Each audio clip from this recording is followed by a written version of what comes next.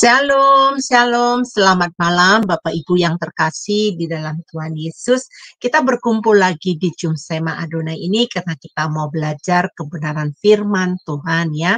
Hari ini adalah rangkuman dari buku seri yang keempat ya. Buku yang keempat.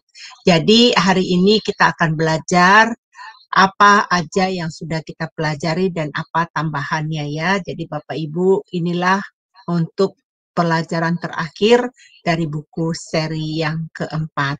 Sebelum kita memulainya, kita minta Ibu Aling untuk memimpin kita dalam doa pembukaan. Dipersilakan. Ya, baik. Terima kasih Bu Heni. Mari Bapak Ibu sekalian kita berdoa terlebih dahulu. Bapa kami yang di surga, terima kasih ya Bapa dan puji syukur karena kami masih bisa diberi kesempatan untuk berkumpul kembali pada malam ini di jam terakhir di kelas pembelajaran Sema Adonai ya Bapak, dan biar kiranya selalu juga ada penyertaan Bapak dan pimpinanmu ya Bapak dalam kelas-kelas pembelajaran kami.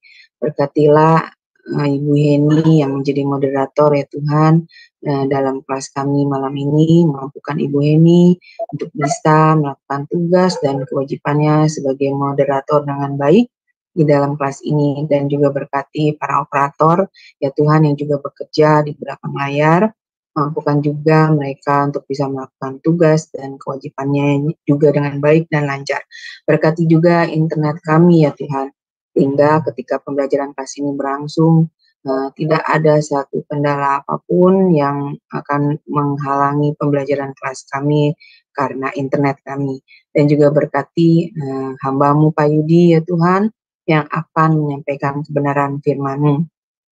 Urapi setiap perkataan Pak Yudi dan berikanlah hikmat yang hanya daripada-Mu ya Tuhan, sehingga Pak Yudi bisa menyampaikan pelajaran kebenaran firman-Mu kepada kami semua dengan benar dan memberikan kami pemahaman yang baik dan juga pemahaman yang baik yang sesuai dengan kehendak-Mu Tuhan.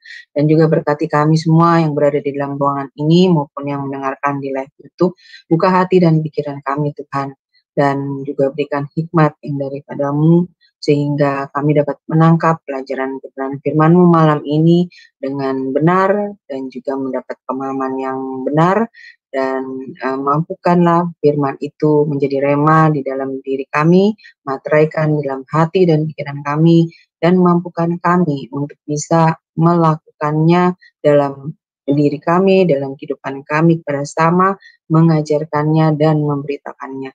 Terima kasih Tuhan Yesus, kami serahkan waktu pembelajaran kelas kami ini dari awal hingga akhir hanya di dalam tangan-Mu, dan kami patahkan segala kuasa kegelapan yang akan mengganggu pembelajaran kelas kami saat ini. Dalam nama Yesus. Doa ini kami panjatkan dalam satu nama, yaitu Tuhan Yesus Kristus, Juru Selamat kami yang hidup. Haleluya. Amin.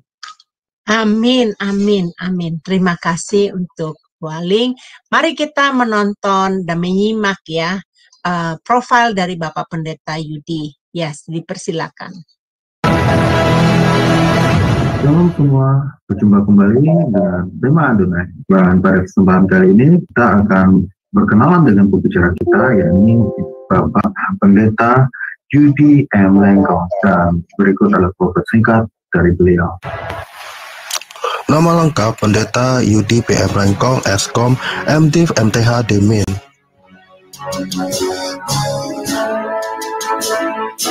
Tanggal lahir Manado 21 Oktober tahun 1979.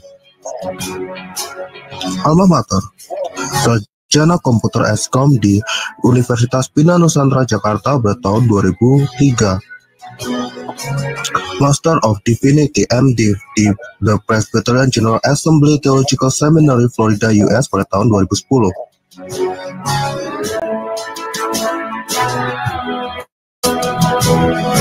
Doctor of Ministry Demin di Perry Theological Seminary, Florida, US pada tahun 2015. Master Teologi MTH di STT Bethesda, Bekasi pada tahun 2021. Pelayanan.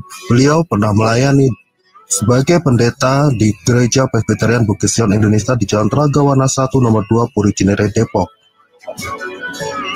pembicara seminar buku seri Sejarah Penebusan untuk Yayasan Damai Sejahtera Utama Depok.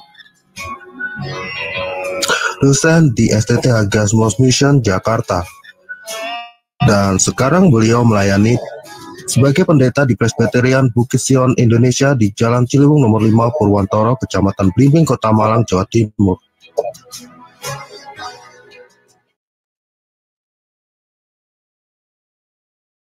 Terima kasih untuk operator kami yang setia melayani ya. Baik Bapak Ibu, persiapkan hati. Hari ini pelajarannya pasti akan memberkati Bapak Ibu semua. Pemeliharaan yang misterius. Apa sih pemeliharaan yang misterius itu? Mari kita mempersilahkan Bapak Pendeta Yudi sebagai dosen kita malam ini untuk mengajarkan kita. Dipersilakan.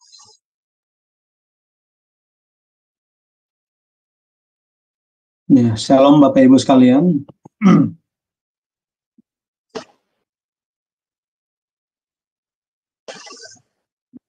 Selamat malam dan selamat pagi juga bagi mereka yang di bagian dunia yang lain. Kita bersyukur bertemu kembali malam hari ini dalam kelas Shema Adonai, dan kita telah tiba dalam sesi terakhir di dalam buku Sejarah Penebusan, seri yang keempat.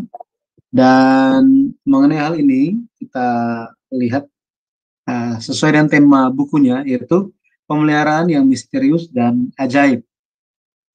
Kita telah mempelajari bersama-sama mengenai raja-raja, terfokus kepada raja-raja yang ada di dalam periode kedua silsilah Yesus Kristus di Matius pasal 1. Dimulai dari Daud, Salomo, Rehabeam, Abia, Asa, Yosafat, sampai kepada Yosia, ya, sampai kepada Yosia.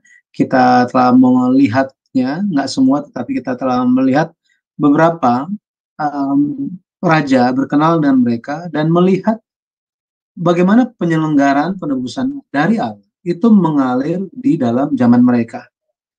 Raja yang baik pada akhirnya bisa menjadi jahat, yang jahat bisa menjadi baik, dan yang baik bisa terus-menerus baik, yang jahat tidak pernah berubah juga ada, gitu ya, macam-macam. Tetapi satu hal yang perlu kita perhatikan ketika berbicara mengenai silsilah. Silsilah berbicara mengenai kelanjutan kehidupan. Kelanjutan kehidupan. Ini silsilah. Ketika silsilah dikatakan masih terus berjalan, maka kelanjutan kehidupan itu akan terus berjalan. Jika dikatakan silsilah itu sudah terputus, berarti sudah selesai, sudah mati, gitu ya. Dan lebih lagi kita perlu memperhatikan bahwa silsilah Yesus Kristus bukan sekedar melanjutkan kehidupan saja, bukan. Tetapi silsilah Yesus Kristus menekankan bagaimana janji Allah itu digenapi. Janji Allah digenapi. Di dalam kalangan kekristenan modern, istilah perjanjian itu tidak begitu populer. Tetapi bagi yang mempelajari teologi, akademisi yang mempelajari teologi, ada namanya teologi perjanjian. Teologi perjanjian masuk ke dalam sistematika teologi atau teologi sistematika, itu mengambil peran yang sangat penting. Teologi perjanjian itu. Dan bagaimana perjanjian tersebut digenapi bukan hanya dengan semudah kita katakan bahwa Yesus datang genap. Yesus mati di atas kayu salib genap. Tidak semata-mata demikian, Bapak Ibu. Kalau kita perhatikan, ketika proses sejak janji itu diberikan sampai itu digenapi, terjadi banyak hal di dalam rentang waktu sejarah penebusan ini. Dan hal yang sangat-sangat perlu kita perhatikan bahwa silsilah Yesus Kristus berbicara tentang bagaimana Mesias, juru selamat manusia, akan datang lewat silsilah. Dia akan datang sebagai keturunan perempuan, sebagai manusia, dan membawa keselamatan. Tetapi, karena janji Allah itu diberikan, awal-awal janji tentang keturunan perempuan atau evangelium itu, proto gospel itu diberikan, setan juga ada di situ. Ya, ular iblis itu ada di situ juga. Maka dia berusaha untuk mengganggu. Dan bagaimana gangguan-gangguan tersebut kita bisa melihat bukan hanya sekedar yang kaya jadi miskin, bukan. Yang sehat jadi sakit, bukan seperti itu. Tetapi setan berusaha mati-matian untuk menggagalkan kedatangan Yesus. Menggagalkan kedatangan Yesus Kristus. Tetapi kita perlu lewat mempelajari silsilah, lewat mengenal setiap raja-raja tersebut, ya, karena kita melihat periode kedua tentang raja-raja kan, itu menampakkan serangan seperti apapun yang dijalankan oleh iblis, Allah tetap menjaga supaya janjinya itu bisa digenapi, supaya kelanjutan silsilah, kelanjutan hidup, lorong kedatangan Mesias tidak terputus. Itu sebabnya ketika kita memperhatikan hal-hal yang terjadi, seharusnya itu keturunan Daud itu sudah selesai, tetapi ternyata masih bisa berlanjut. Nah, ini suatu hal yang menampakkan bagaimana kemisteriusan dan keajaiban dari pemeliharaan Allah. Ya, bagaimana Allah memelihara kehendaknya, janjinya bisa berlanjut dan digenapi. Nah, kita lihat dulu Rasul Paulus berbicara apa mengenai kondisi kita dan sikap Allah untuk kita. Roma 8 ayat 35 sampai 39. Siapakah yang akan memisahkan kita dari kasih Kristus? Penindasan atau kesesakan atau penganiayaan atau kelaparan atau ketelanjangan atau bahaya atau pedang? Seperti ada tertulis, oleh karena engkau kami ada dalam bahaya maut sepanjang hari. Kami telah dianggap sebagai domba-domba sembelihan. Tetapi dalam semuanya itu, kita lebih daripada orang-orang yang menang oleh Dia yang telah mengasihi kita. Sebab aku yakin bahwa baik maut maupun hidup, baik malaikat-malaikat maupun pemerintah-pemerintah, baik yang ada sekarang maupun yang akan datang, atau kuasa-kuasa baik yang di atas maupun yang di bawah, ataupun sesuatu makhluk lain, tidak akan dapat memisahkan kita dari kasih Allah yang ada dalam Kristus Yesus Tuhan kita. Amin. Jadi Bapak Ibu, kalau kita memperhatikan mengenai hal ini, membuat kita mengingat lagi mengapa Allah menyatakan bahwa tidak ada yang bisa memisahkan kita. Tidak ada yang bisa memisahkan kita. Ya, bahwa itu ternyata karena kasih Allah, Dia memelihara dan menjaga sehingga kita tetap ada di dalam Kristus, kita tidak akan dipisahkan. Itu sebabnya di dalam silsilah, bagi mereka yang tetap di jalan Tuhan, mereka tidak akan dipisahkan dari kasih Allah. Tetapi mereka yang jatuh dalam godaan, jatuh dalam dosa dan kejahatan, pada akhirnya mereka akan dibuang, akan dikeluarkan dari silsilah. Nah, ini suatu hal yang patut disyukuri, di sisi yang lain merupakan suatu ketragisan, gitu ya. Maka bagaimana Allah itu menjalankan kehendaknya dan bagaimana itu dipercayakan kepada manusia untuk jalankan. Sekali lagi, bagaimana Allah menyelenggarakan, ya, melakukan, menjalankan setiap janjinya, bagaimana Dia memelihara, dan seperti apa penyelenggaraan Allah itu dipercayakan bagi manusia. Ini menuntun kita kembali lagi melihat definisi dan macam-macam penyelenggaraan di dalam Alkitab.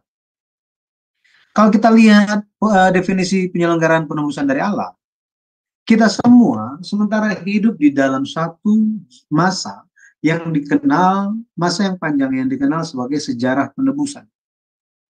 Jadi sejarah, tetapi temanya adalah penebusan. Artinya bagaimana? Artinya sejarah umat manusia adalah berbicara tentang umat manusia pada akhirnya ditebus. Berbicara mengenai penebusan berarti ada yang menjalankannya. Ada yang menjalankannya. Ada yang menyelenggarakannya. Siapa IO-nya? Itu adalah Allah sendiri. Kalau kita lihat definisi dari penyelenggaraan, ini berbicara tentang bagaimana pekerjaan dari Allah yang telah ditentukan sejak sebelum permulaan zaman, ini dikelola, dijalankan. Dan Allah tidak bisa bekerja sendiri. Allah bekerja bersama dengan siapa? Manusia. Benar ya? Allah bekerja bersama dengan manusia. Kenapa? Karena manusia yang jatuh. Manusia yang jatuh dosa. Itu sebabnya Allah menjanjikan keturunan perempuan. Artinya apa? Artinya akan datang keturunan perempuan itu lahir sebagai manusia. Dialah Mesias. Bagaimana dia akan datang? Apa yang akan dia jalankan? Seperti apa? Nah, semuanya itu ada dibungkus di dalam nubuatan-nubuatan yang telah dipercayakan kepada nabi-nabi di dalam sejarah penebusan. Nah, kalau kita lihat mengenai penyelenggaraan ini, penyelenggaraan penebusan, hal ini telah ditentukan oleh Allah, telah dipredestinasikan, bahasa kerennya. Nah, kembali lagi kita ingat bahwa ada hal-hal yang telah ditentukan oleh Allah. Apa itu? Yang pertama itu kehendak Allah. Itu sudah ditentukan. Setelah dipredestinasikan. Apa itu kehendak Allah? Itu adalah menyelamatkan dengan penebusan lewat Yesus Kristus. Ini menjadi kehendak Allah. Yang kedua, yang telah ditentukan Allah itu adalah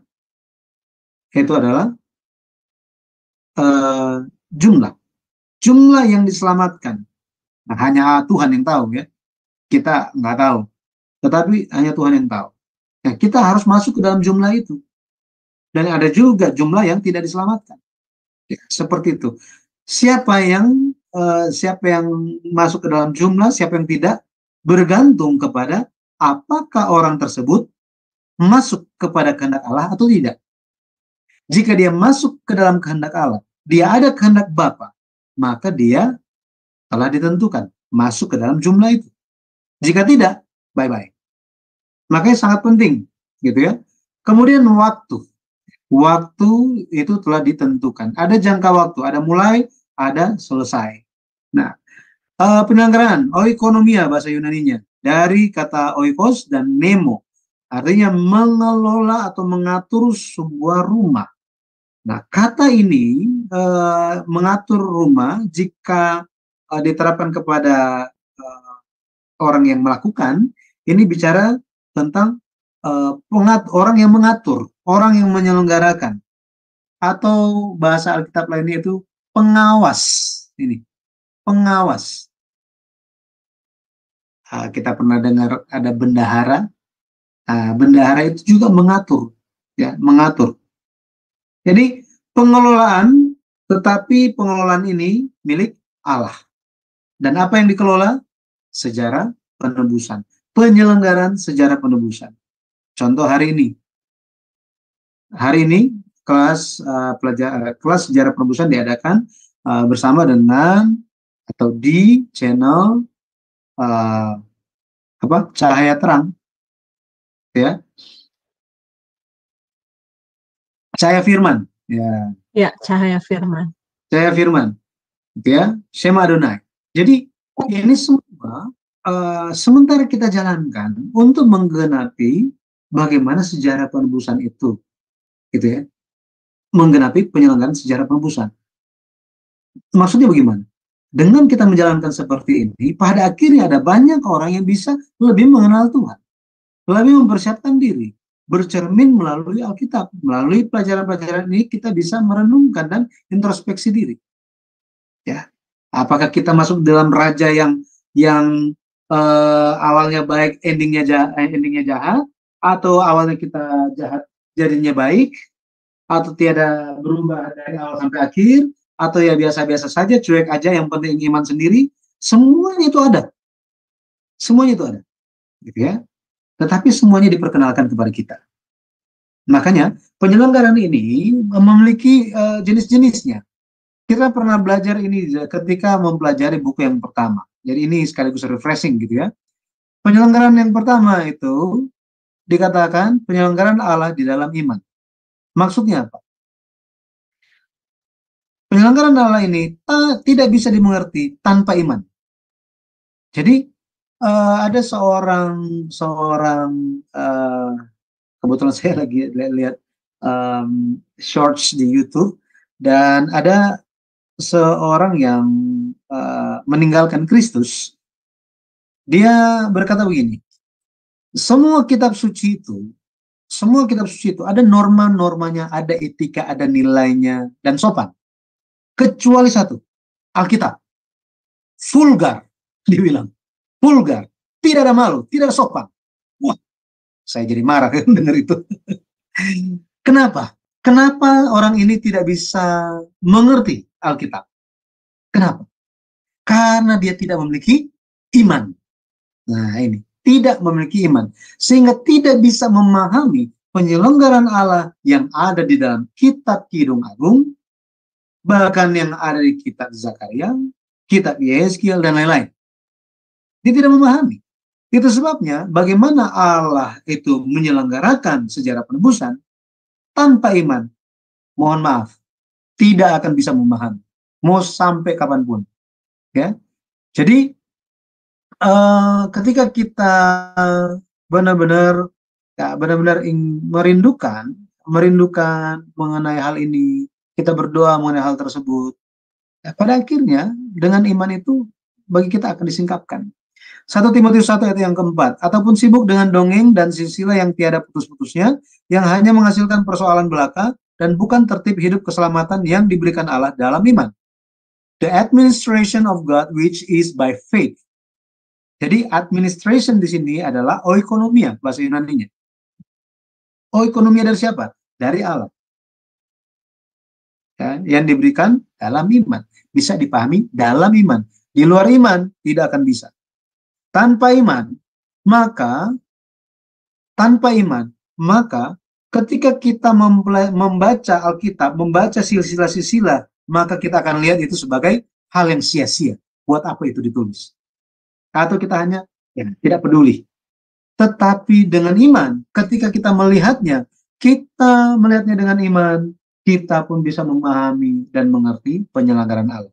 Oh ya, ternyata belajar tentang raja-raja ini, betapa pentingnya untuk mewariskan iman. Jangan hanya seperti Yotam yang hanya pikirkan tentang dirinya sendiri, tetapi tidak memperhatikan anaknya. Iman anaknya, iman dari keluarganya, iman dari rakyatnya. Jadi di situ kita belajar. Ya, di situ kita belajar bahwa ada pesan di balik silsilah-silsilah dalam Alkitab. Karena kita memiliki iman, ya. Yang kedua, penyelenggaraan kasih karunia Allah. Penyelenggaraan kasih karunia Allah. Jadi penyelenggaraan ini tidak bisa dimengerti di luar kasih karunia Allah. Kita perlu memiliki kasih karunia Allah untuk bisa mengerti. Efesus 3 ayat 2, memang kamu telah mendengar tentang tugas penyelenggaraan kasih karunia Allah yang dipercayakan kepadaku karena kamu. Di sini berbicara mengenai penyelenggaraan kasih karunia. Jadi Yesus Kristus, Bapak Ibu, Yesus Kristus, dia mencurahkan darahnya, dan dengan darahnya itu kita semua beroleh keselamatan dengan darah Yesus itu, betul ya? Tetapi jadi dengan lewat darah Yesus kita diampuni dosa-dosa kita. Tetapi suatu ketika Yesus berkata kepada seseorang yang lumpuh, dosamu sudah diampuni. Wah, kebayangkan. Jadi dengan firman Tuhan, dosa itu bisa diampuni. Tetapi karena orang-orang menolak firman Tuhan, firman Yesus Kristus, pada akhirnya gimana? Ya. Jadi kita bisa melihat penyelenggaraan Allah itu hanya lewat kasih karunia Allah. Efesus 2 ayat 8 dikatakan, sebab karena kasih karunia kamu diselamatkan oleh iman. Itu bukan hasil usahamu, tetapi pemberian Allah. Jadi karena kasih karunia,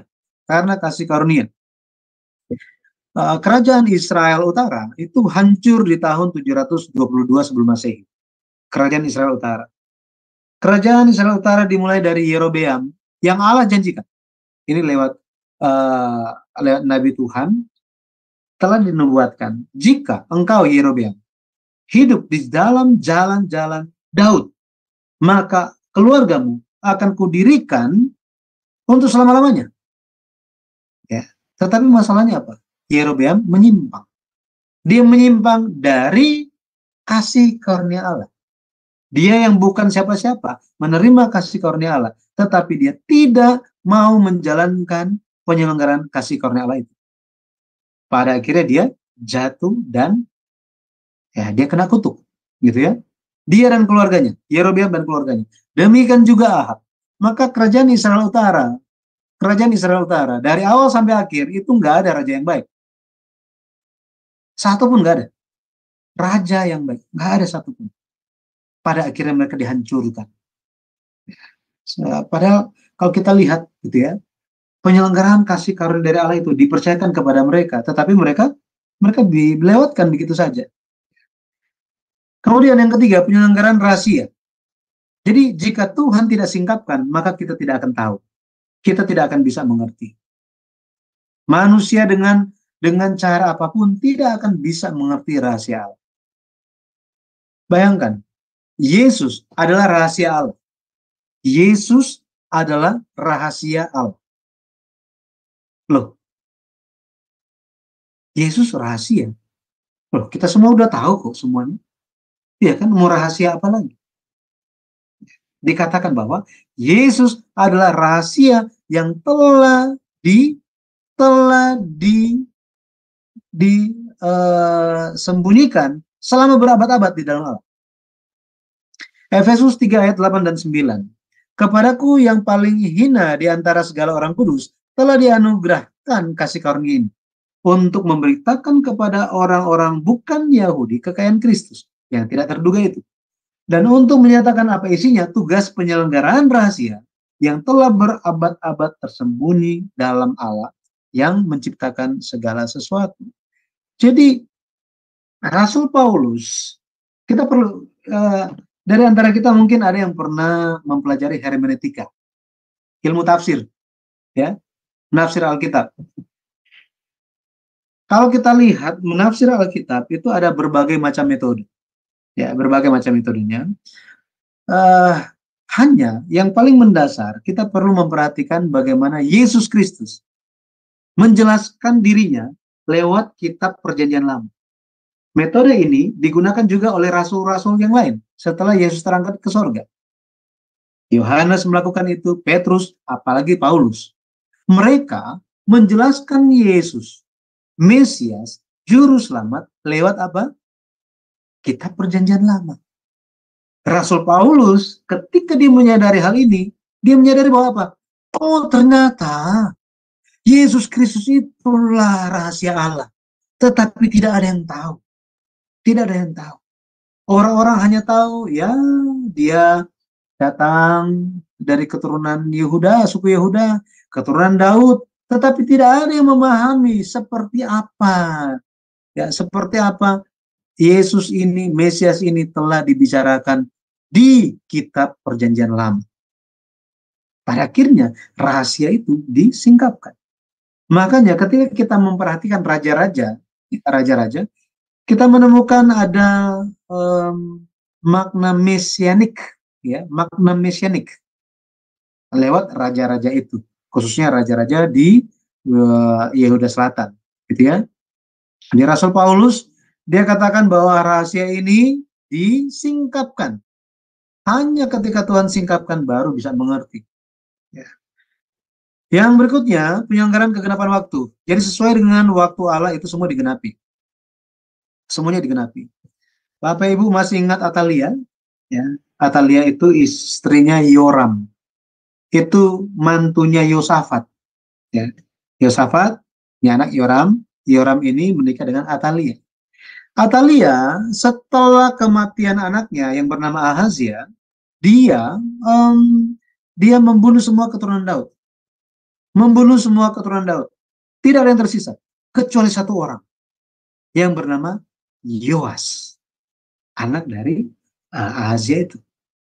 Nah, dari sini kita bisa lihat bahwa selama 6 tahun lamanya, selama 6 tahun, bayi ini disembunyikan di bait suci, di ruang yang kecil, selama 6 tahun, bayangkan.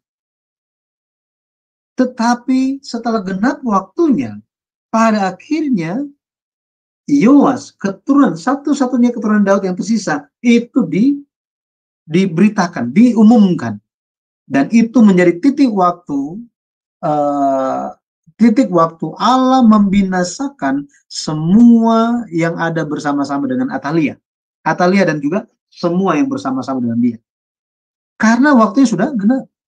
Kalau kita lihat di dalam perjanjian baru, Efesus 1 ayat 9 dikatakan, 9 dan 10, sebab ia telah menyatakan rahasia kehendaknya kepada kita, sesuai dengan rencana kerelaannya, yaitu rencana kerelaan yang dari semula telah ditetapkannya di dalam Kristus, sebagai persiapan kegenapan waktu untuk mempersatukan di dalam Kristus sebagai kepala segala sesuatu, baik yang di sorga maupun yang di bumi. Jadi semuanya itu sesuai dengan waktu, sesuai dengan kegenapan waktu. Yesus dikatakan Markus 1 ayat 15, waktunya telah genap. Di sini bicara tentang kairos, waktu Tuhan. Jadi segala sesuatunya itu ada waktunya. Ya, ada waktunya. Galatia 4 ayat 4 dikatakan Yesus lahir setelah genap waktunya. Jadi ada waktu-waktu yang telah ditentukan. Sama seperti itu Yesus akan datang kembali. Dan untuk Yesus datang kembali, ada waktunya. Bagi kita apa? Kita perlu mempersiapkan diri kita. Ya, mempersiapkan diri kita. Yang terakhir ini harusnya nomor 5 ya. Penyelenggaraan yang kelima, ini dipercayakan Allah kepadaku. Artinya, penyelenggaraan dari Allah ini dipercayakan oleh Allah. Hanya mereka yang dipercaya oleh Allah yang akan bisa menjalankannya. Contoh, Allah percaya kepada rasul-rasul, maka kepada mereka dipercayakan tugas itu. Ya, di dalam menyelenggarakan kelas ini tentu ada pengerja-pengerjanya yang bisa dipercayakan tugas itu. Benar ya? Nah, sama. Kalau kita lihat Kolose 1 ayat 25, Paulus mengatakan, aku telah menjadi pelayan jemaat itu sesuai dengan tugas yang dipercayakan Allah kepadaku untuk meneruskan firman-Nya dengan sepenuhnya kepada kamu. Di sini kata tugas itu adalah oikonomia. Jadi oikonomia ini dipercayakan kepada Paulus yang adalah diakonos. Diakonos ini berbicara menunjuk kepada orang yang melayani di rumah makan. Orang yang melayani di rumah makan. Jadi yang datang tamu itu adalah raja. Adalah raja, gitu ya. Paulus dia menjadi pelayan. Yang melayani sosok yang lebih besar, lebih tinggi. Makanya banyak pelayan jemaat, banyak hamba Tuhan.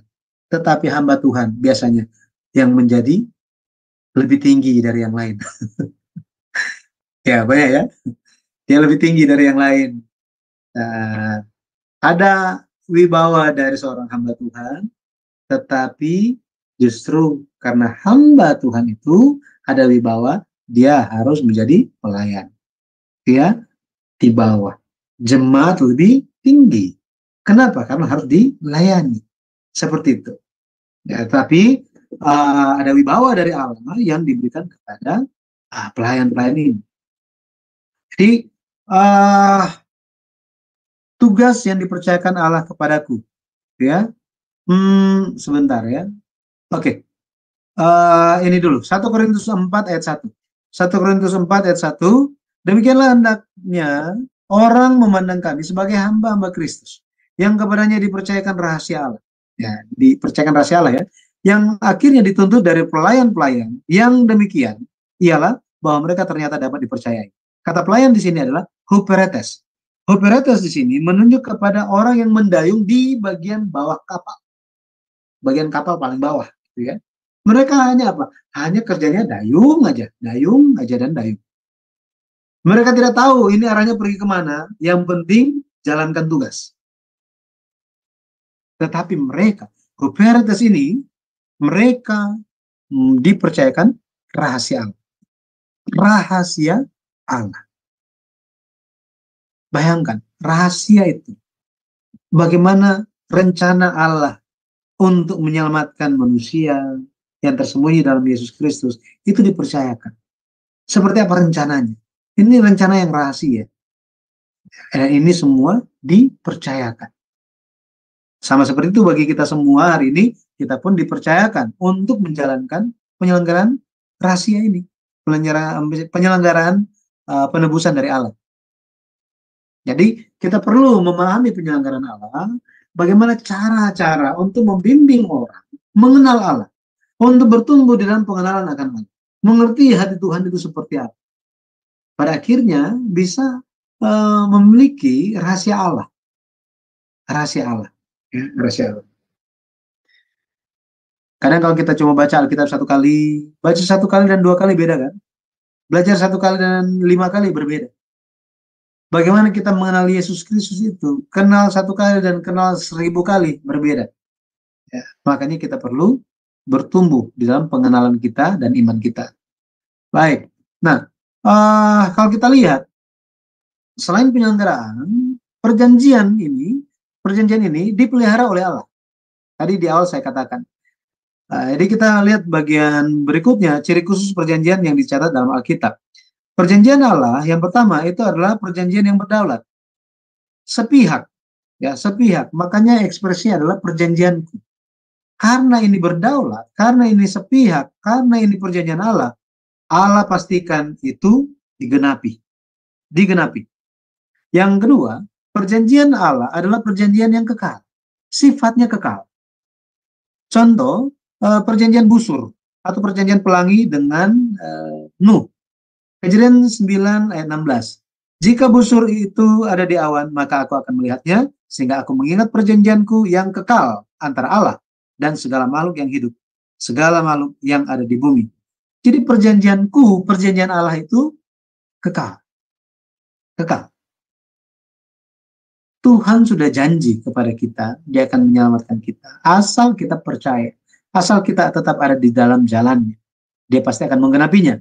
Sama seperti itu, Allah telah menjanjikan kepada Daud bahwa Dia akan menjaga keturunan Daud, pelita Daud itu tidak padam, tidak hilang. Makanya bagaimanapun setan menyerang silsilah keluarga Daud, raja-raja ini di periode, khususnya periode kedua silsilah Matius pasal 1, Allah tetap melindungi. Karena Allah janjinya itu kekal. Janji Allah itu kekal. Ya. Nah, berikutnya, janji Allah itu disumpahkan. Perjanjian yang Allah sumpahkan. Jadi sudah janji, disumpahkan pula. Kata sumpah di sini adalah Sheba, artinya 7. Jadi perjanjian yang disumpahkan artinya perjanjian yang diulangi sampai 7 kali. Perjanjian yang disumpahkan menunjuk kepada janji yang sempurna. Janji yang sempurna. Mazmur 89 ayat 36 sampai 36, di sini dikatakan, sekali aku bersumpah demi kekudusanku, tentu aku tidak akan berbohong kepada Daud. Ayat 35, kita mundur gitu ya. Aku tidak akan melanggar perjanjianku, dan apa yang keluar dari bibirku tidak akan kuubah. Kemudian ayat 50 dikatakan, di manakah kasih setiamu yang mula-mula ya Tuhan, yang telah kau janjikan dengan sumpah kepada Daud demi kesetiaanmu. Jadi Saudara, kalau misalnya presiden berjanji kepada kita, oh kita sudah senangnya luar biasa kan? Padahal belum digenapi. Terlebih Allah, Daud, Allah dari Abraham, itu berjanji kepada kita dengan sumpah, pada akhirnya Allah yang setia akan menggenapinya. Jadi percayalah, segala yang kita mohonkan kepada Tuhan di dalam iman, di dalam sesuai dengan kehendak Allah, Dia pasti akan menjawab kita, ya. Dia pasti akan menjawab kita. Kemudian perjanjian Allah itu adalah perjanjian yang Allah ingat. Manusia tipenya itu suka lupa, tetapi Allah itu dia tidak pernah melupakan apa yang dia janjikan. Tidak pernah. Dia selalu ingat apa yang dijanjikan. Mazmur 105 ayat 8. Ia ingat untuk selama-lamanya akan perjanjiannya, firman yang diperintahkannya kepada 1000 angkatan. Jadi pemazmur menyatakan hal ini, dan ini tetap berlaku sampai kita hari ini dan selamanya. Allah ingat. Jadi kalau kita baca Yesaya 43, Yesaya 45, Allah menganggap umat Tuhan itu sangat berharga. Umat Allah yang dalam pergumulan, dalam penderitaan, Allah mengenal mereka lewat nama-nama mereka. Masing-masing nama mereka. Sama seperti itu, Allah yang dibicarakan oleh Nabi Yesaya, itu pun Allah kita. Dia mengingat kita. Allah ingat Daud, makanya dia tidak binasakan. Meskipun dia udah marah luar biasa, dia tidak binasakan. Dia tidak binasakan keluarga Daud. Meskipun sudah jahatnya luar biasa. Tapi Allah tetap memberikan kesempatan, menantikan supaya mereka kembali. Nah, Allah utus nabi-nabinya supaya mereka bisa berubah. Sama seperti itu, Yesus datang untuk mengingatkan, untuk memberitahukan kepada umat Tuhan bahwa Allah ingat janjinya, makanya saya datang. Itu. Tetapi mereka semua lupa tentang janji Allah. Mereka lupa. Dan mereka hanya terfokus untuk diri mereka masing-masing. Seperti itu. Mereka tidak mengenal Allah. Mereka tidak mengenal Yesus Kristus. Sehingga mereka menyalibkan Tuhan yang mulia. Ya. Beda. Makanya manusia itu gampang lupa janji.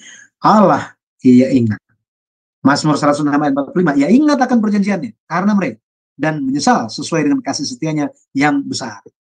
Jadi ketika kita memohonkan belas kasih Tuhan, memohonkan kasih setia Tuhan, ketika kita bertobat di hadapan Tuhan, kita menginginkan pemulihan dari Tuhan, mari kita memohonkan supaya Tuhan tolong ingat janjimu, ya, janjimu, tolong berikan kesempatan supaya saya bisa berbalik.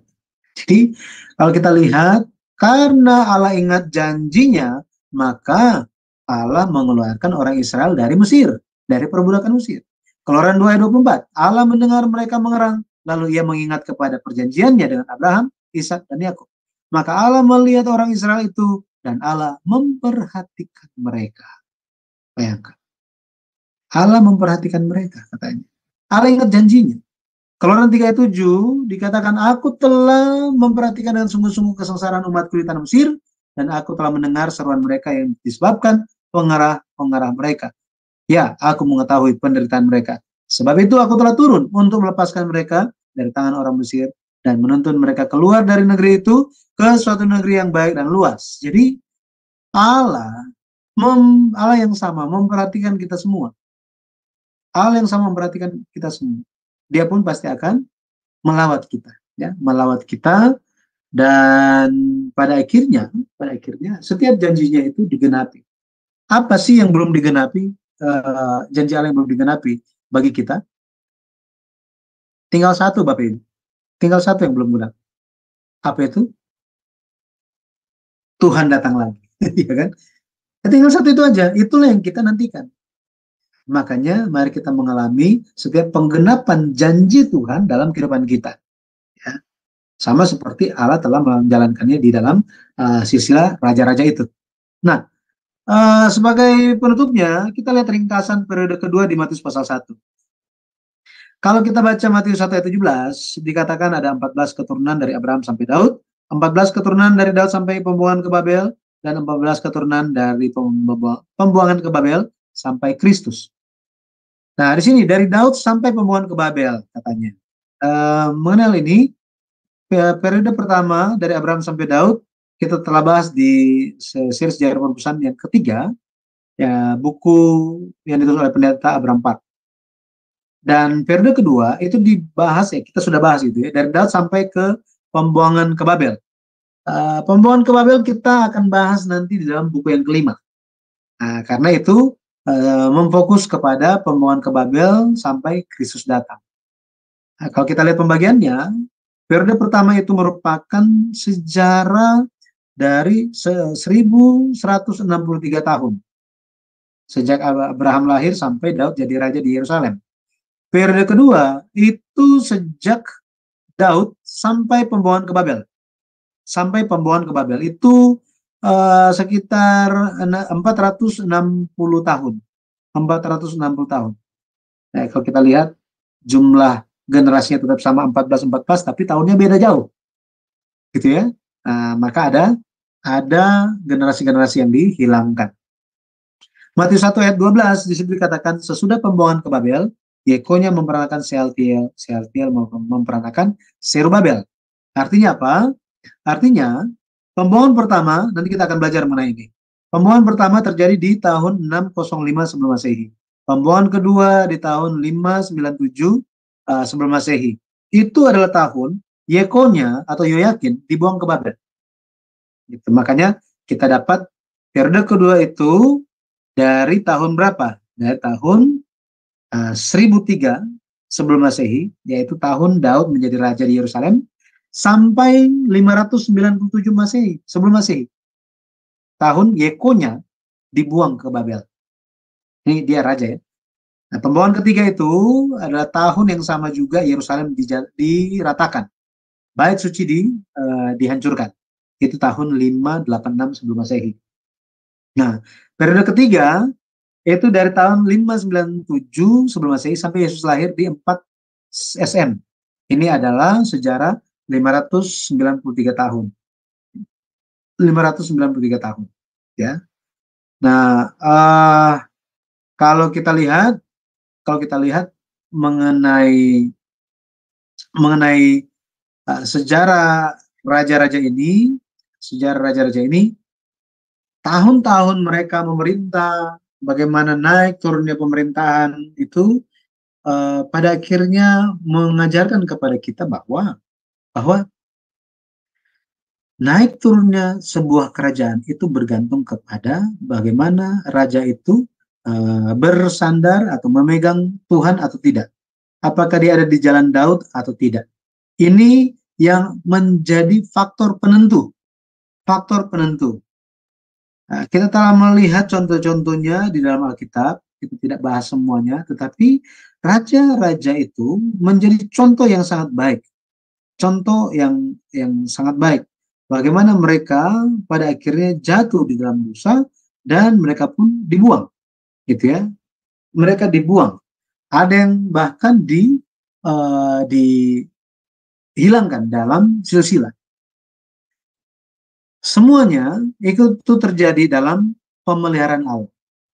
Pemeliharaan Allah pada akhirnya mengajarkan kita bahwa meskipun sesuatu itu terjadi di luar keinginan kita, di luar kehendak kita, tetapi Tuhan yang akan memelihara sampai pada akhirnya kita mengalami kebaikan Tuhan. Ya, mengalami kebaikan Tuhan. Ada Rasul Paulus pernah menyampaikan suatu firman, dikatakan bahwa Tuhan berbuat segala sesuatu itu tujuan akhirnya adalah untuk memberikan kebaikan untuk umatnya, ya, kebaikan untuk umatnya.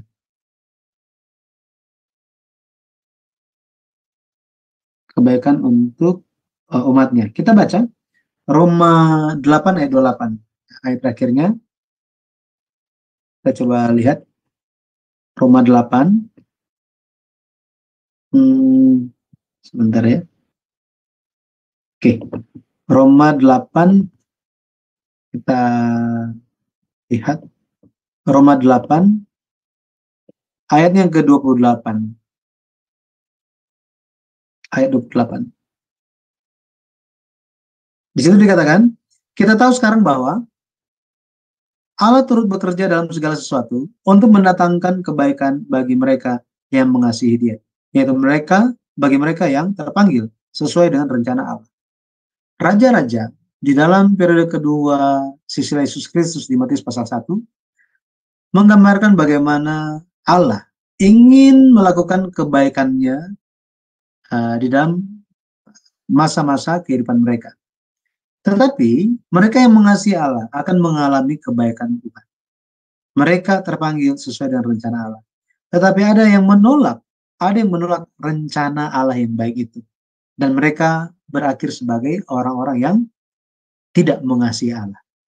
Nah, pada akhirnya saya berdoa kiranya kita menjadi anak-anak Tuhan yang senantiasa mengasihi Allah, menyadari panggilan Allah, sehingga kita pun bisa melayani kehendak Bapa dan kita bisa genapi setiap kehendaknya yang besar dalam kehidupan kita.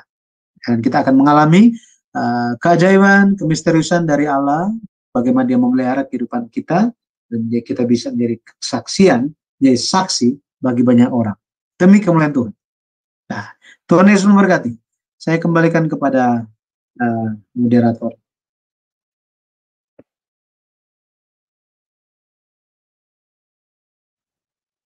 Ya, Shalom. Bisa dengar saya ya? Ya, bisa Bu. Ya, internet saya di rumah unlock nih. Baik, terima kasih Bapak Pendeta Yudi atas pemaparannya. Untuk selanjutnya saya minta memelihara kehidupan dari, sebentar ya, saya lihat dulu. Iya.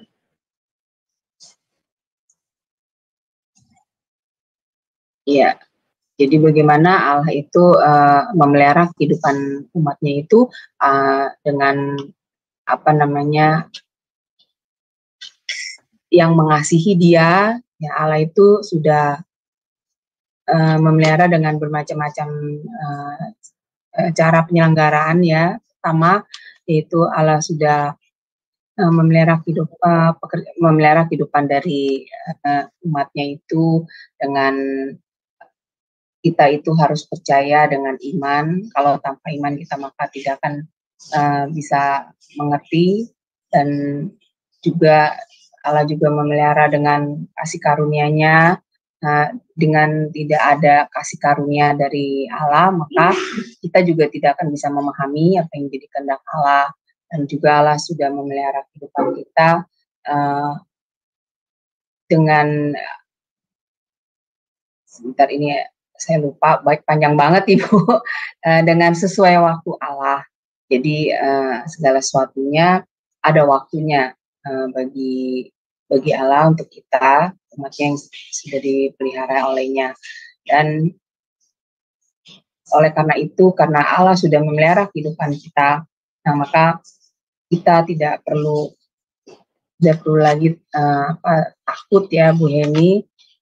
Kita harus percaya sepenuhnya kepada Allah yang sudah memelihara kita, karena jelas sekali pemeliharaan Allah itu nyata gitu dalam kehidupan umatnya, dan perjanjiannya Allah itu juga tidak perlu kita ragukan lagi, karena perjanjian Allah itu juga kekal dan Allah itu tidak akan memungkiri perjanjiannya itu terhadap kita. Jadi kesimpulannya saya bisa mengambil kesimpulannya adalah begini, Allah kita ini adalah Allah yang setia, Allah yang benar-benar mengasihi umatnya, menjaga umatnya, dan Allah yang benar-benar berjanji tetap dan pasti akan menepati segala yang Allah janjikan, asalkan kita umatnya ini mau setia mengikut kehendak Allah dan melakukan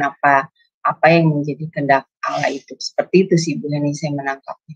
Jadi dengan materi malam ini semakin meneguhkan iman saya bahwa ini Allah yang saya yang saya imani, saya percaya, dan Allah inilah yang sungguh-sungguh bisa diandalkan gitu, ini di dalam hidup saya. Gitu. Jadi tidak diragukan lagi penyelenggaraan kasihnya pada hidup kita, dan juga janji-janjinya itu kekal dan pasti akan ditepati. Asalkan kita menuruti apa yang Allah kendaki sesuai dengan apa yang diajarkan melalui kebenaran firman. Itu yang saya tangkap seperti itu.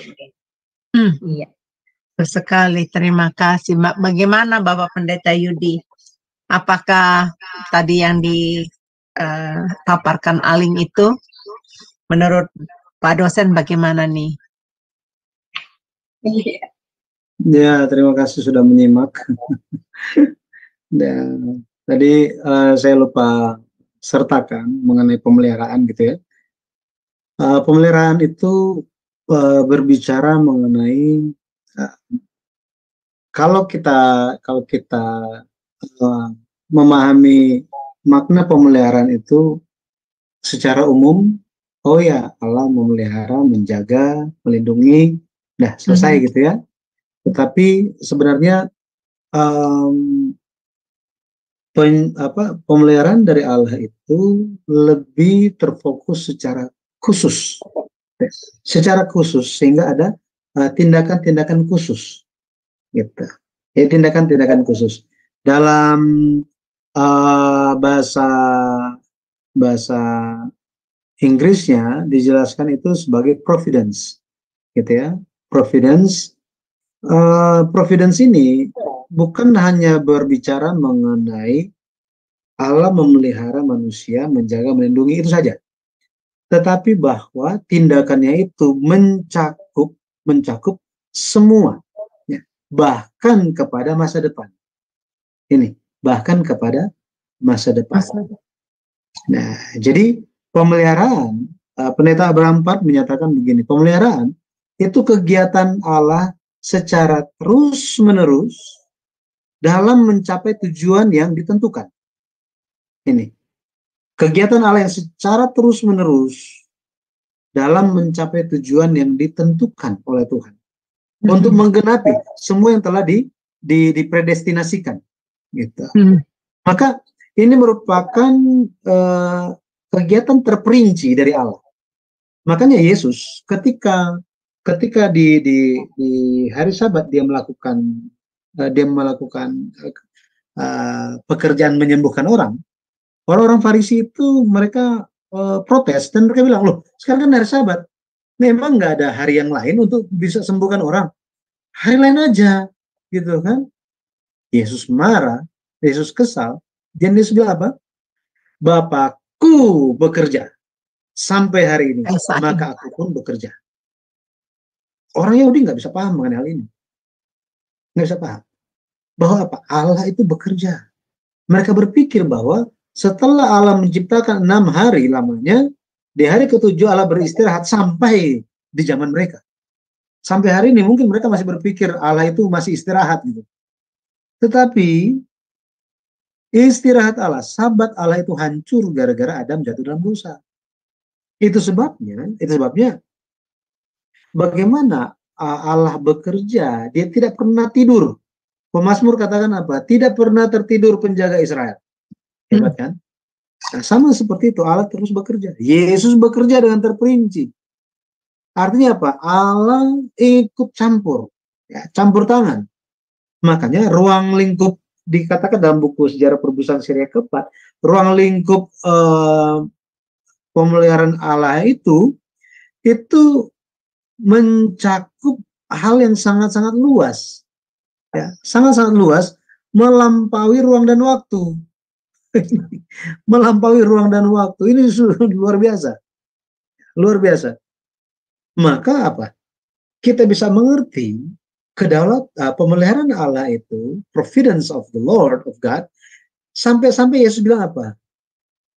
Yesus bilang, burung itu tidak akan jatuh kalau Tuhan tidak izinkan. Waduh, hebat kan ya? Burung itu katanya tidak akan jatuh dari langit jika Tuhan tidak izinkan. Seperti itu Allah memelihara.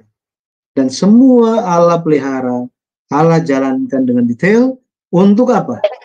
untuk manusia menyadari betapa maha kuasa Allah itu dan betapa kita harus percaya kepada Yesus. Barulah kita bisa memiliki hidup yang kekal. Nah, jadi tujuan akhir adalah penyelamatan. Itu saja, penyelamatan. Memang sangat sederhana sepertinya, tetapi kalau kita pikirkan lagi gitu ya, bagaimana kita bisa terima Yesus itu pun suatu hal yang misterius gitu ya.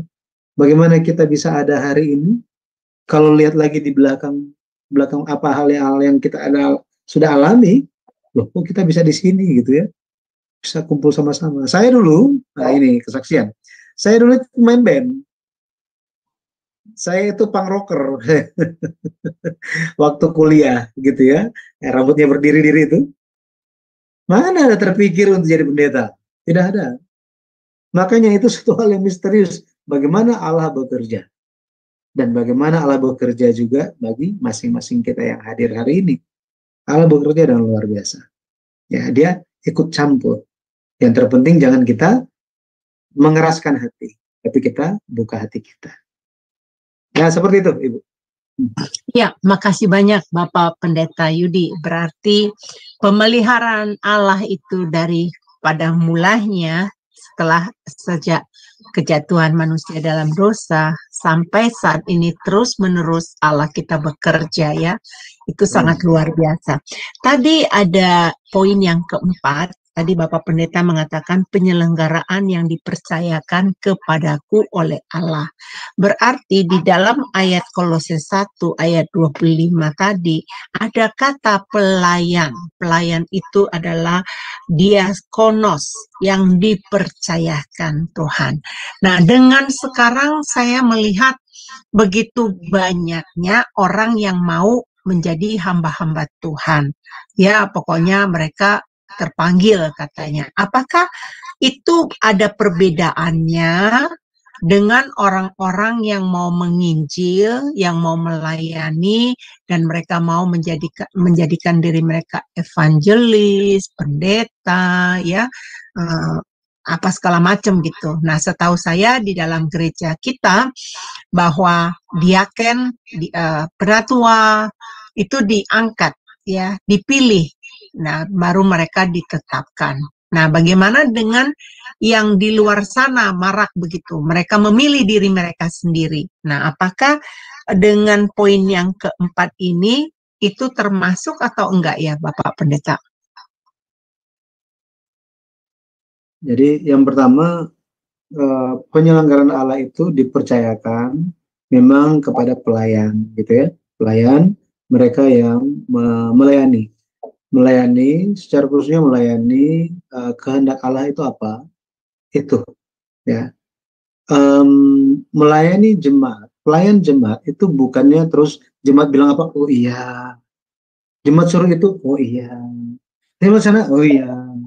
Bukan itu. Yang dilayani adalah kehendak Allah bagi jemaat. Itu. Kehendak Allah bagi jemaat. Makanya bisa menasihati jemaat seperti itu. Yang menjadi satu dengan jemaat. Nah, dan mengenai pelayan-pelayan ini, bagaimana kualifikasinya? Ya, Rasul Paulus sebenarnya memberikan kualifikasinya, gitu ya. Dan memang ketika bermula dari gereja mula-mula dan perkembangan kepada zaman modern saat ini, konsep atau makna dan tugas sebagai pelayan itu makin diperluas, ya, makin diperluas. Sampai ada yang mengatakan bahwa jemaat yang datang pun pelayanan. Dia adalah pelayan, padahal nggak ngapa-ngapain, gitu. Nah, tetapi mau bagaimanapun seseorang itu menjadi diaken, pelayan, hamba Tuhan, penatua atau apapun itu, evangelis, pendeta, misionaris, yang pertama itu memang harus ada panggilan Tuhan. Dan mengenai panggilan Tuhan itu secara pribadi dengan Tuhan dan terlihat oleh jemaat, oleh orang-orang. Itu. Karena semua itu dimulai dengan panggilan dari Tuhan. Tanpa panggilan itu, maka semua hanya dilakukan sebagai pekerjaan saja. Gitu. Ya bekerja saja, melayani ya melayani saja. Yang membedakannya apa? Pelayanannya, apa panggilannya? Ya, panggilannya. Dimulai dari situ. Panggilannya mau jadi sebagai apa? Ya kan? Mungkin ada kondisi-kondisi yang membentuk orang itu untuk menjadi seseorang apa gitu. Misalnya jadi evangelis kah, pengabar Injil, penginjil, atau mereka yang hanya menjadi pelayan musik kah atau apa gitu. Apa ada yang memang mau mendedikasikan diri sebagai pendeta, misionaris yang pergi kemana-mana, ya, sampai ke pedalaman misalnya. Tetapi itu memang harus secara personal di hadapan Tuhan, di hadapan Tuhan. Setelah itu akan tampak di hadapan orang-orang. Karena untuk menjadi seorang pelayan Tuhan, memang ada pelayan Tuhan yang tampil di depan, yang terlihat umum, dan ada yang tidak terlihat. Gitu ya. Misalnya ada yang mempersiapkan segala sesuatu di dapur. Betul ya, di dapur. Mereka nggak bikin apa-apa ya, cuma itu aja di dapur. Ada yang datang ke gereja cuma bersih-bersih saja, nggak ngomong apa-apa. Nah, apakah mereka pelayanan? Apakah mereka pelayan? Gitu ya. Jadi ada suatu definisi yang luas mengenai pelayan jemaat Tuhan atau pelayan Tuhan atau hamba Tuhan. Gitu. Nah, cuma memang mungkin secara berdasarkan apa yang ditanyakan oleh Ibu Heni, bagaimana dengan orang-orang yang ingin melayani dengan jabatan? Nah ini kan, dengan jabatan, diaken atau evangelis atau pendeta, gitu ya. Dan ada yang mungkin yang terjadi mereka tanpa organisasi misalnya, ini tanpa organisasi misalnya, langsung ya angkat diri sendiri mungkin, atau tanpa ada suatu aturan tertentu, pada akhirnya ya sudahlah kamulah gitu. Lihat satu komunitas dipilih misalnya, atau apapun itu. Jadi setiap gereja, setiap organisasi itu ada aturannya masing-masing, tetapi memang seharusnya berdasarkan apa yang diajarkan oleh Rasul Paulus mengenai penata layanan gereja. Gitu, itu ada. Saya pikir seharusnya semua gereja memiliki dan memahami hal itu. Yang menjadi masalah adalah mereka yang ya kata kasar itu ngaku-ngaku, nah itu ngaku-ngaku gitu ya, atau ya tanpa kualifikasi tertentu langsung maju gitu ya. Kembali lagi, jika itu merupakan panggilan dari Tuhan dan itu bisa dikonfirmasi, ya monggo silakan gitu ya. Karena yang melayani Tuhan pasti akan diuji. Dirinya sendiri akan menguji dan dunia akan menguji, bahkan orang-orang yang dia temui akan menguji dia. Gitu. Makanya Rasul Paulus pun bilang, ujilah dirimu sendiri. Gitu ya. Jadi kita harus menguji. Sama seperti itu pelayan Tuhan pun harus menguji dirinya sendiri. Nah, tetapi kalau misalnya mereka memang hanya mengaku-ngaku atau tanpa suatu aturan yang jelas, langsung mengangkat. Saya tahu itu ada juga di Indonesia, itu banyak sekali, gitu ya. Mereka yang menjalankan seperti itu bisa berbahaya. Kenapa?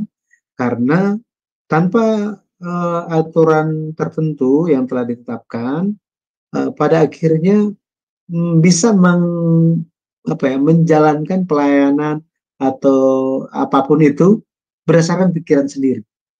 Perasaan, feeling ya. Pikiran sendiri, bukan perasaan saja.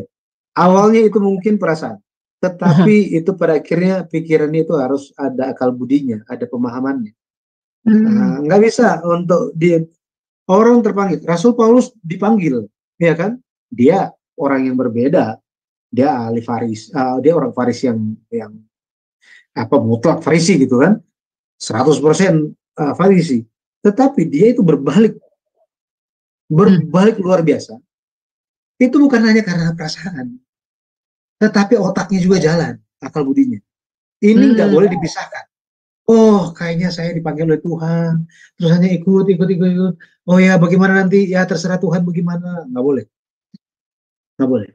Mengasihi Allah haruslah dengan akal budi juga. Bukan cuma dengan segenap hati. Tapi dengan segenap akal budi. Jadi harus tahu panggilannya. Harus sadar tentang panggilannya. Bukan militan. Nah ini. Bukan militan. Suruh sana. Amin. Jalan gitu kan. Akhirnya ditembak. Dor. Belum ngapa-ngapain suruh didor. Nah itu kan sampai dibikin filmnya ada katanya misionaris dari Korea pergi ke mana, Afghanistan atau Pakistan, Afghanistan kalau nggak salah, belum ngapa-ngapain baru sampai di sana udah ditembak.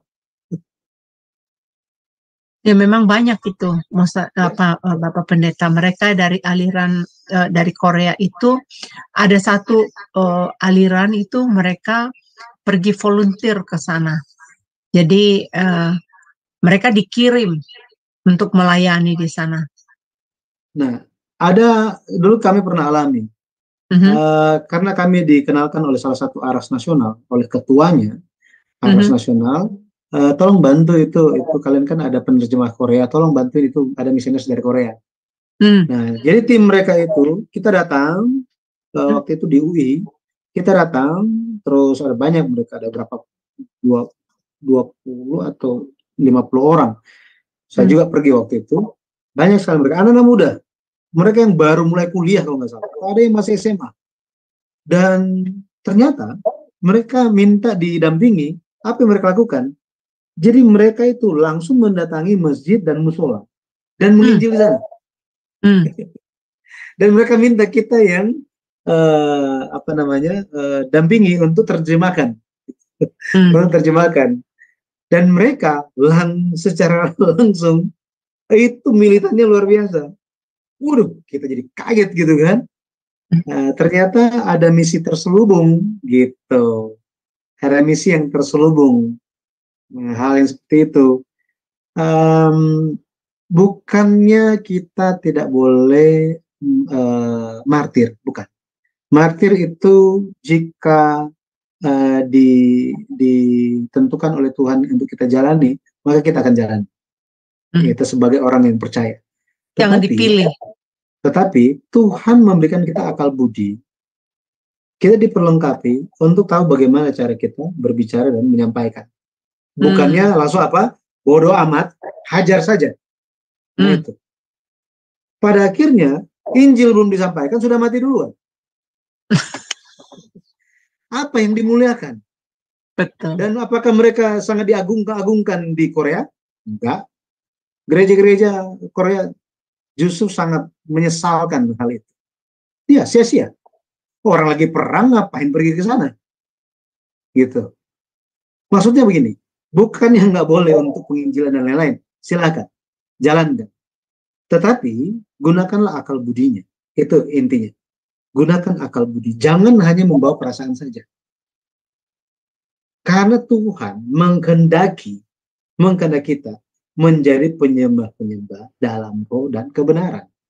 Roh kita, tetapi juga ada kebenarannya. Gitu ya. Firman Tuhan itu kita harus ambil. Harus miliki. Jalankan. Jangan hantam kromo. Jangan seperti itu. Gitu ya.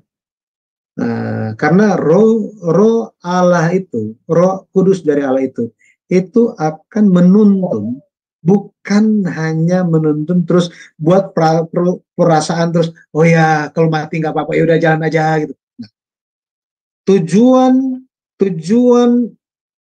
untuk martir itu adalah untuk kemuliaan Tuhan. Itu untuk kemuliaan Tuhan, gitu ya, bukan pengagungan diri sendiri. Nah ini. Makanya harus Harus ada akal budi. Harus ada akal budi. Apakah Yesus hanya mengandalkan perasaannya saja? Rasul-rasul hanya mengandalkan perasaan? Enggak. Iya kan? Mereka jalankan sesuai ajaran. Berarti ada pikiran. Maka orang-orang yang terpanggil untuk melayani benar-benar harus memperlengkapi diri. Jangan hanya berdasarkan perasaan. Tetapi konfirmasikanlah perasaan itu dengan akal budi. Gitu. Dengan akal budi diperlengkapi sehingga majunya itu tepat. Gitu. Tuhan akan memperlengkapi itu. Roh Kudus akan bekerja. Roh Kudus itu bukan hanya berbicara tentang terima Roh Kudus terus apa? Oh jadi, oh ya, ya. Terus maju gitu, enggak. Roh Kudus bekerja enggak seperti itu. Roh Kudus, Roh penghibur, fungsinya apa?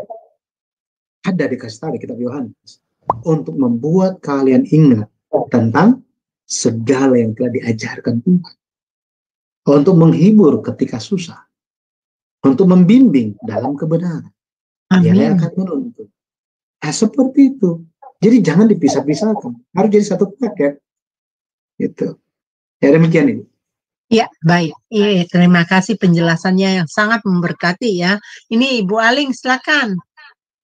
Iya, selamat malam. Shalom. Iya. Ini Pak Yudi, mengenai pelayanan tadi Pak, ada yang saya mau tanyakan.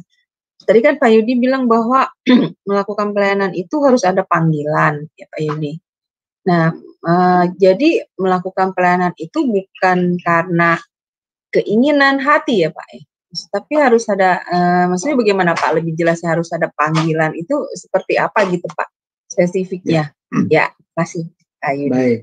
Jadi bicara mengenai panggilan dari Tuhan itu kadang-kadang kita ketika memulai kita nggak tahu ini panggilan Tuhan atau keinginan kita. Ya, benar ya? Ketika saya memulai untuk jadi staf di gereja, untuk melayani di gereja, itu sebenarnya saya melihatnya bahwa itu bukan panggilan saya di saat itu. Nah itu di saat itu karena saya yang melihat diri saya, benar ya? Nah, ketika saya mulai menjalankannya, pada akhirnya saya bisa dikonfirmasi bahwa itulah panggilan saya. Gitu, bahwa memang Tuhan yang memanggil saya untuk terjun di sini gitu. Untuk mengambil jalan ini. Maka itu bekerja, maksud saya begini, semua itu dimulai dari Tuhan. Nah, ini semua kita harus melihat bahwa semua itu dimulai dari Tuhan. Entah terpaksa, entah cuma diajak orang, entah cuma makan gaji aja, atau apa semuanya. Nah, itu. Terlepas dari itu semua, tetapi itu semua inisiatif dari Allah terlebih dahulu. Ya, kemudian dari antara orang-orang ada yang melihat panggilan itu, tetapi kemudian merespon bahwa kayaknya saya nggak di sini, saya kayaknya lebih bagus di sana. Karena ketika saya berdoa, saya dituntutnya lebih ke arah yang sana. Saya bekerja untuk nanti lewat kerjaan bisa melayani Tuhan, lewat memberikan persembahan, mendukung kegiatan gereja dan lain-lain. Macam-macam. Tetapi ada juga yang memang masih ada di dalam, terus pikir-pikir gitu, masih ini atau bukan, ini atau bukan. Jangka waktunya bisa singkat, bisa lama konfirmasinya. Tergantung orang itu. Bagi saya perlu waktu yang sangat lama. Dari tahun 2000 saya bergabung dengan gereja dari Sinode GPBSI. Tahun 2004 saya menjadi staf gereja, ya. Dan saya tahu yang panggil saya itu bukan Tuhan. Di waktu itu ya, saya tahu bahwa yang panggil saya bukan Tuhan, tetapi penatua yang telepon. Jadi penatua yang panggil. Iya Pak. Saya melihatnya begitu ya pada waktu itu. Nah, tetapi dari tahun 2004 itu, kadang-kadang saya lihatnya, oh ya ini memang panggilan saya, oh ini memang jalan saya. Tapi kemudian ada waktu saya jadi ragu. Yang bikin ragu siapa? Diri sendiri. Bukan Tuhan yang bikin ragu, Tuhan udah pengen maju. Tetapi diri sendiri, sama seperti Petrus itu kan. Petrus lihat Yesus, wahai Tuhan tuh gitu kan. Yesus bilang, bukan, akulah ini. Oh jika itu engkau Tuhan, izinkan aku datang menemui engkau, berjalan di atas air. Tuhan Yesus bilang apa? Nggak usah tunggu aja di situ, nanti saya yang pergi ke situ. Enggak kan? Tuhan nggak bilang begitu. Tuhan bilang apa? Datanglah kemari. Petrus mulai maju. Dia berjalan di atas air enggak? Jalan. Jalan kan? Itu kan luar biasa. Itu wow, luar biasa gitu kan. Tetapi karena banyak angin, udah ada ombak, dia Wah, mulai tenggelam nih. Yesus pegang dia. Nah, inilah banyak yang dialami oleh pelayan-pelayan Tuhan. Dan kalau kita lihat konteks pelayanan gitu ya, panggilan. Nah, saya pun sama seperti itu. Sehingga kita harus menemukan konfirmasi itu. Diri kita sendiri harus menemukan konfirmasi itu. Apakah itu Tuhan, apakah itu panggilan saya atau bukan? Tuhan sudah panggil. Tuhan sudah panggil. Semua orang ya Pak Yudi sebenarnya Tuhan panggil ya, benar nggak Pak? Yang anak-anak Tuhan. Tuhan panggil semuanya. Pada akhirnya semuanya perlu menjadi pelayan jemaat. Bisa saling melayani satu sama yang lain. Gitu ya. Tetapi dari situ itu masih aman. Tetapi ketika Tuhan panggilnya lebih banyak, mulai berpikir, kayaknya terlalu berat deh ini. Jadi kita kan nggak enak. Nanti itulah ini ada yang nggak suka lah, beginilah nggak usah lah, gitu kan? Atau wah nanti ini kalau jadi misionaris diutus nanti ke tengah hutan gimana gitu kan? Aduh nggak kuat deh, enggak deh. Tetapi ada yang memang dari awal dia udah menetapkan hati, dia ikut sampai akhir. Gitu. Jadi diri sendiri harus mencari itu panggilan kita ada di mana. Passionnya ya Pak, passionnya. Ya mungkin bahasa kerennya ya, kerennya. Tetapi tetap kita harus lihat panggilan kita di mana, gitu ya. Karena mungkin kita maunya seperti ini, tapi ternyata arahnya kemana. Maka kita lihat kehendak Tuhan ini seperti apa. Tetapi jika kita telah melihat kehendak Tuhan apa, sudah jelas, dan kita tidak mau jalankan, ya pada akhir kita balik lagi ke dasar. Nah itu. Balik lagi ke dasar. Kenapa? Karena harus antriannya banyak soalnya. Maju. Masih ragu-ragu, menepi dulu. Karena ada yang mau lewat. Seperti itu. Saya mengalaminya. Murid saya di Bandung jadi pendeta lo duluan. Seperti itu. Ya itulah dunia pelayanan itu secara pribadi. Masing-masing kita. Nah panggilan kita di mana? Mari kita konfirmasi kepada Tuhan. Dan minta Tuhan tolong konfirmasi kepada saya. Entah itu lewat firman yang disampaikan, lewat kehidupan setiap hari, kemudian ada yang kasih masukan, gitu ya. Semuanya itu lewat tuntunan Roh Kudus kita akan temukan konfirmasi itu. Gitu Ibu.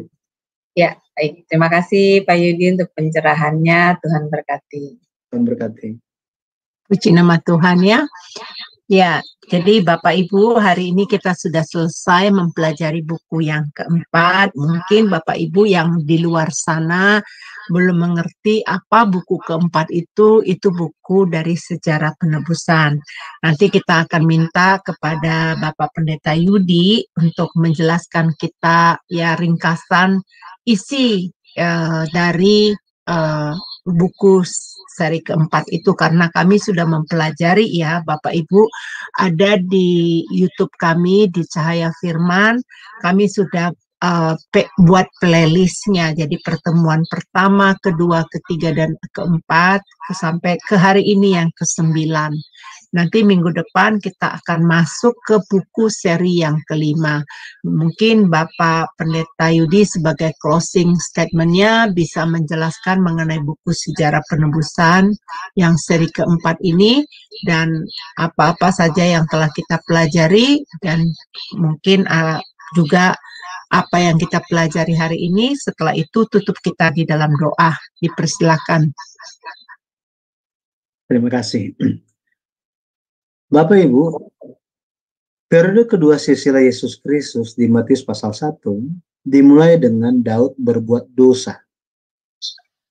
Hal ini menuntun kepada generasi-generasi setelah Daud, raja-raja itu, zaman raja-raja, masuk ke dalam dosa dan kejahatan lebih dalam dan makin dalam, sampai pada akhirnya tidak terelakkan Tuhan menjatuhkan hukuman, membuang mereka ke Babel. Hal ini menggambarkan kepada kita bahwa kejatuhan manusia di dalam dosa itu sangat parah. Sampai-sampai manusia pada akhirnya menjadi sasaran murka Allah. Upah dosa adalah maut. Tetapi kasih karunia Allah adalah hidup yang kekal di dalam Yesus Kristus. Itu sebabnya barang siapa percaya kepadanya, kepada Yesus, tidak binasa, melainkan beroleh hidup yang kekal. Dunia yang sementara sedang dalam kondisi kejatuhan ini bisa dipulihkan hanya satu jalan, lewat Yesus Kristus. Firman hidup itu. Itu sebabnya lewat periode kedua sisial Yesus Kristus, kita bisa melihat bahwa meskipun dalam kondisi jatuh dosa, meskipun dalam kondisi jatuh dosa, Allah tetap memelihara, menjaga supaya janjinya, supaya penyelenggaraan penebusannya tetap bisa dijalankan. Itu sebabnya penulis kitab Roma mengatakan bahwa di mana ada dosa dan kejahatan, di situ banyak kasih karunia Allah muncul. Maksudnya apa? Bukan karena Allah ingin membenarkan dosa dan kejahatan itu, bukan karena Allah membiarkan pelanggaran itu, tetapi firman tersebut berbicara tentang kesempatan, suatu kasih Allah yang sangat besar, bahwa meskipun jatuh dosa, jika kembali, maka kasih karunia Allah akan dicurahkan sangat-sangat berlimpah. Hari ini kiranya kita juga bisa melihat diri kita, kondisi iman kita, dan mari kita pegang Yesus sampai akhir, pegang firman sampai akhir. Percayalah, Allah yang memelihara alam semesta, Allah yang sama juga memelihara hidup kita dan akan menggenapkan setiap hal yang baik bagi kita, anggota keluarga kita, sekolah, pekerjaan kita, bahkan pelayanan kita. Tuhan Yesus memberkati. Kita berdoa. Allah Bapa yang hidup, kami mengucap syukur atas kasih-Mu. Engkau telah menyatakan bagi kami bagaimana dalam keadaan yang sangat parah sekalipun, Engkau tetap bekerja dan Engkau menjalankan penyelenggaraan penebusan. Yesus datang di dalam kegelapan. Meskipun begitu gelap, tetapi kegelapan itu tidak bisa menelan terang tersebut. Melainkan terang itu terus bercahaya. Dan cahaya itu telah sampai kepada kami hari ini. Bapa tolong, biarlah pelita iman yang telah kami miliki, kami terus jaga sampai akhir, tidak terpadamkan, dan lebih lagi kami bisa wariskan kepada generasi-generasi setelah kami, bahkan orang-orang sekitar kami. Cahaya firman Engkau telah nyatakan, dan biarlah ini menjadi berkat bagi banyak orang. Terpujilah nama Tuhan, kami berserah kepadamu ya Bapak setiap kehidupan kami. Bagi setiap jemaat Tuhan yang dalam kebimbangan, dalam kesulitan, dalam kehidupan, Bapak bantu supaya lewat segala hal yang sedang dihadapi, yang digumuli, iman bisa muncul. Iman semakin muncul seperti emas yang murni.